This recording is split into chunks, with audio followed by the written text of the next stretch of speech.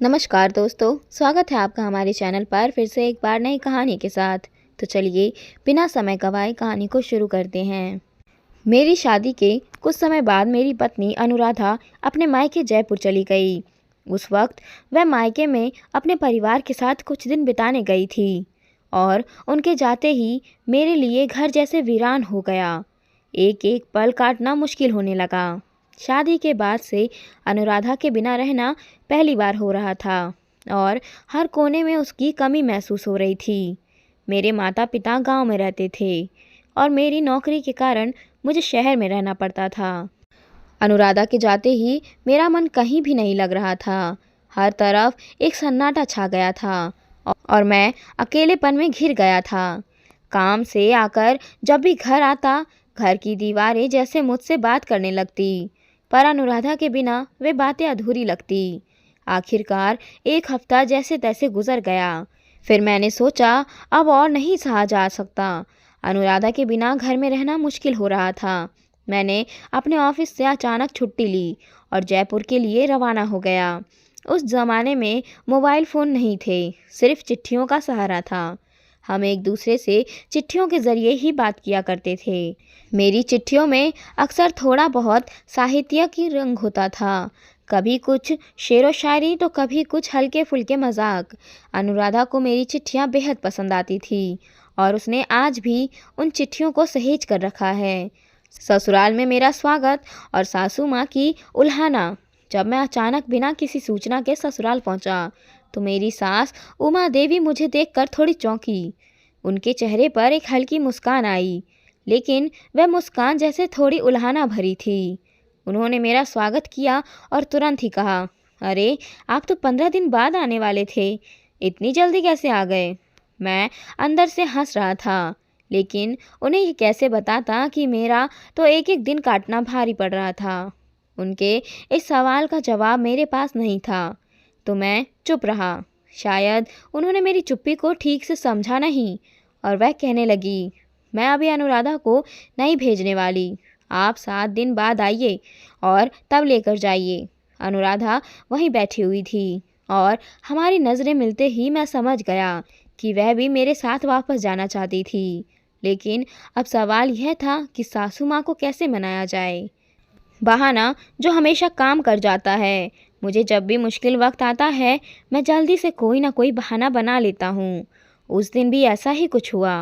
मैंने सासू माँ से कहा, मम्मी खाना कौन बनाएगा? आपको बिना घर में खाना बनाना भी नहीं हो पाता। पिछले कुछ दिनों से मैं बस एक वक्त का खाना खा रहा हूँ, वो भी मुश्किल से। वैसे 7-8 दिन और भूखे रह लूँगा, कोई बात नहीं। मैंने अपने चेहरे पर पूरी मासूमियत ला दी और शायद मेरी मासूमियत काम कर गई। सासू माँ के चेहरे पर चिंता उभर आई। कौन सी सास अपने दामाद को भूखा रहने देना चाहेगी। तुरंत ही उन्होंने फरमान जारी कर दिया, ठीक है, इस बार मैं भेज रही हूँ, लेकिन अगली बार जब अनुराधा मायके आएगी तो 1 महीने के लिए छोड़ना होगा, समझे। मैंने मन ही मन सोचा, मरता क्या ना करता, अभी तो अपनी बात बनाओ, आगे की आगे देखी जाएगी। हमने उनकी बात मान ली और अनुराधा को लेकर खुशी खुशी घर लौट आए। कुछ महीने बाद फिर वही हालात। कुछ महीने बीते और एक बार फिर से अनुराधा को उसके मायके भेजने का वक्त आ गया। इस बार साले साहब संदीप उन्हें लेने आए और उनके साथ सासू माँ का फरमान भी था। अनुराधा को इस बार पूरे 1 महीने तक मायके में रहना था। हमने भी हंसते हुए हामी भर दी।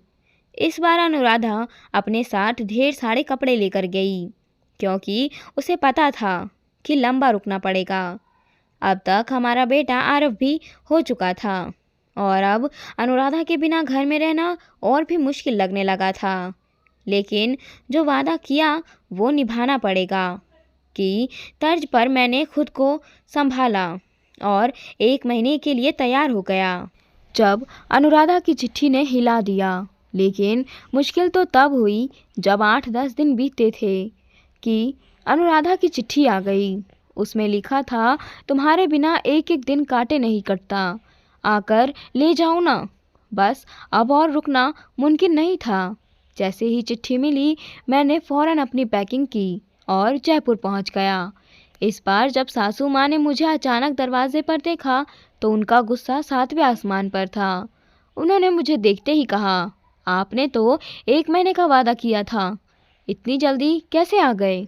मैं चुपचाप उनकी बातें सुनता रहा और अनुराधा कमरे के कोने में बैठी मुस्कुरा रही थी। मेरी चोट का बहाना अब मेरे पास और कोई चारा नहीं था।